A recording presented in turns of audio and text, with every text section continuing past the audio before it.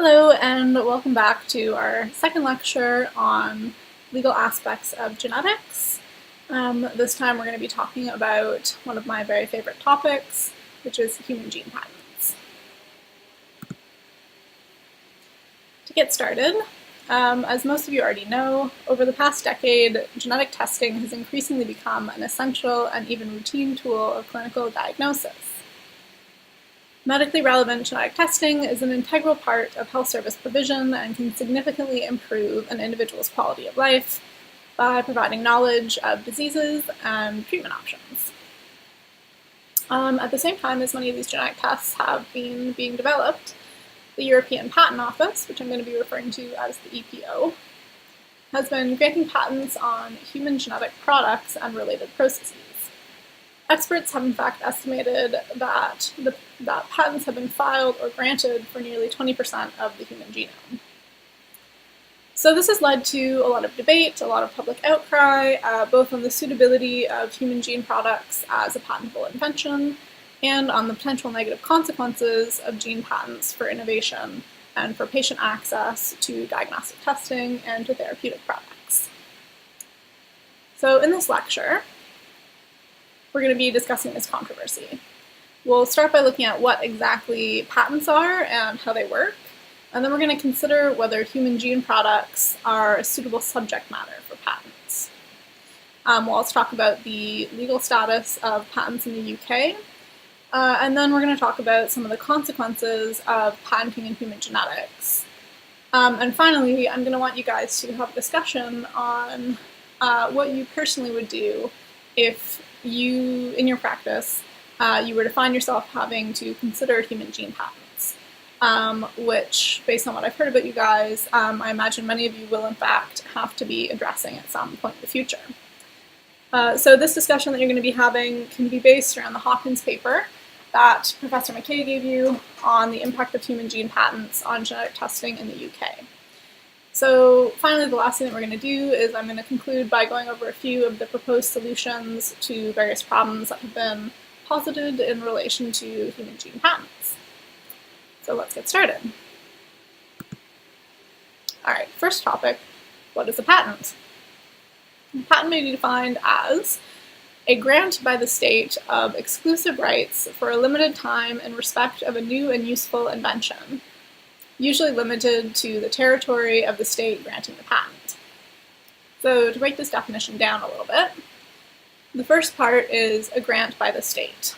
So this indicates that a patent is not an inherent right that arises naturally, for example, through the labor invested in innovation by the inventor, but rather it's a right that only exists once it is granted by the state. Second part of our definition, exclusive rights for a limited time. So this means that it is, by exclusive, we mean a right to prevent third parties, without the owner's consent, from acts of making, using, offering for sale, selling, or importing the patented invention. So note here that a patent does not grant the right to use the invention that's being patented. So an example that illustrates this point is that you can get a patent on a bomb, but that does not grant you the right to make and use that bomb as you see fit. So also in this section we have that the exclusive right is for a limited time, and that usually means that the patent will expire after 20 years, assuming that all necessary fees are paid to maintain the patent, and that it's not challenged in court as being invalid. Next part reads, in respect of a new and useful invention.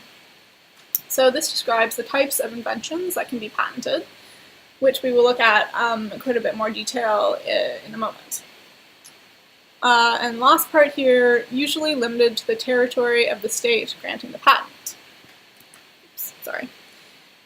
So this indicates that patents are country-specific, usually.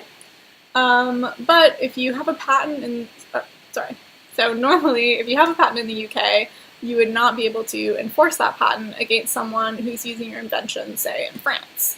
But that said, there are mechanisms in place, which are structured by the EPO, the European Patent Office, that allow prospective patent holders to make a single application and have a patent granted across a number of EU countries. It is important to note, that being said, that patent laws, while widely congruent, can differ slightly from country to country. And so even if you make an application that allows you to apply for a patent in a number of different countries at once, those patents still will be country-specific. Okay, so let's go into a little bit more detail on the characteristics that a product or a process must have in order to be patentable. So first of all, a process or product has to be an invention, not a discovery. So we can consider this distinction in a colloquial sense. So for example, a discovery is something that exists before you find it, whereas an invention is something that you create yourself. Patent law, however, is very specific, has a way of distinguishing these things according to a specific legal test. So that test is that an invention must solve a technical problem by a technical means. So what that means is that it has to contain some sort of technical contribution to the so-called state of the art. So another way to think of this is that a discovery involves extending what scientific knowledge already exists, whereas a patentable invention is about increasing the professional skill in the field. So again, technical application of the knowledge discovered in a technical field, very technical. Additional characteristics, once you know that something is an invention, you have to make sure that that invention is novel. So this means that it has to be new, and again, there's a fairly specific legal test for this, which is that the invention has not been presented to the public, for example, in an academic publication or presentation, prior to the filing of the application for the patent. The second characteristic, in order to be patentable, an invention must arise from an inventive step. This is also known as the non-obvious criteria. So again, a fairly specific legal test, which is that the inventiveness of a if the inventiveness of a patented invention is challenged in court, the judge will consider whether a person so-called of skill in the art, somebody skilled in the technical field, at the time of the invention would have considered the new product or process to be obvious or not. Said at the time of the invention there, by that I mean at the time that the application was made for the patent. So third characteristic, in order to be patentable, an invention must be useful. So this is also known as the criteria of utility, or more commonly in Europe, it's referred to as industrial application. This characteristic is related to the invention discovery distinction in that the invention must have some practical application, and in fact, one that is specific and real, not just sort of theoretical or hypothetical. So those are the criteria that a patent invention must possess in order to be patentable, but of course there are some exemptions to this.